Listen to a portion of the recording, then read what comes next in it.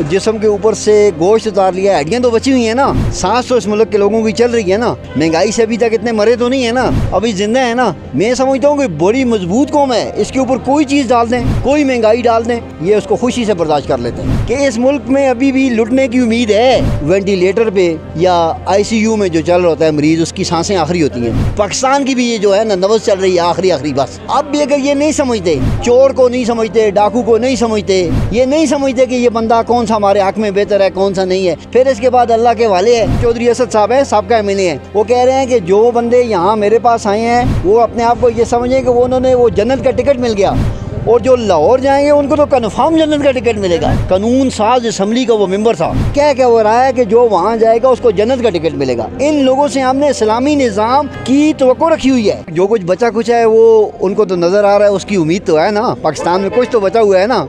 को क्या कहते हैं, अगर कपड़े उतार लिए हैं और जिस्म के ऊपर से गोश्त उतार लिया, हड्डियाँ तो बची हुई है ना। सांस तो इस मुल्क के लोगों की चल रही है ना। महंगाई से अभी तक इतने मरे तो नहीं है ना, अभी जिंदा है ना। अब कम से कम मज़ीद अगर कोई महंगाई होती है, मज़ीद अगर कोई चीज़ हम पे मुसल्लत की जाती है तो ज़ाहिर है इन लोगों में सकत है। मैं समझता हूँ कि बड़ी मजबूत कौम है, इसके ऊपर कोई चीज़ डाल दें, कोई मुसीबत डाल दें, कोई महंगाई डाल दें, कोई चीज़ इनके ऊपर मुसल्लत हो जाए, ये उसको खुशी से बर्दाश्त कर लेते हैं। इसलिए उनको उम्मीद है पाकिस्तान नाम होना चाहिए। ये ज़रूरी था कि इस मुल्क में अभी भी लुटने की उम्मीद है। इस उम्मीद के इस अवाम का अभी भी इस अवाम की खाल उतरने की उम्मीद है। अभी भी इन लोगों के जो इनके ऊपर जो बचा कुचा है वो इनके ऊपर इनसे छीनने की उम्मीद है। उम्मीद पाकिस्तान तो होना ही उम्मीद पाकिस्तान चाहिए।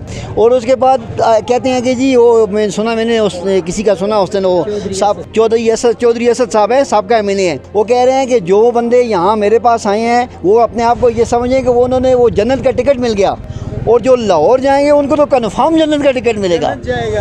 और मेरी बात सुने, अल्लाह से की ज़ात से इस्तग़फ़ार करें हम, और अल्लाह के से रुजू करें हम। ये हम पर कहते हैं कि किसी कौम पर जो ये ऐसे हुक्मरान होते हैं वो अज़ाब होता है कि जैसे ये अवाम वैसे हुक्मरान। हम पर ये मुसल्लत हुए हैं ये लोग, ये हम पर अल्लाह का अज़ाब है। इस पर सबसे पहले हम इस्तग़फ़ार करें, और इस्तग़फ़ार करने के बाद अल्लाह से रुजू करें कि अल्लाह पाक हम आपसे ये इस्तग़फ़ार करते हैं कि ऐसी जो चीज़ें आपने हम पे मुसल्लत की हैं। अब उस बंदे की मैंने तकरीर सुनी है, आप हिसाब लगाएं कि इतनी बड़ी सीट पर उसको बिठाया, कानून साज असम्बली का वो मेंबर था, MLA, और कर क्या हो रहा है कि जो वहाँ जाएगा उसको जन्नत का टिकट मिलेगा। इन लोगों से हमने इस्लामी निज़ाम की तवक्को रखी हुई है कि ये हमारे लिए ये इस्लामी निज़ाम लेके आएंगे।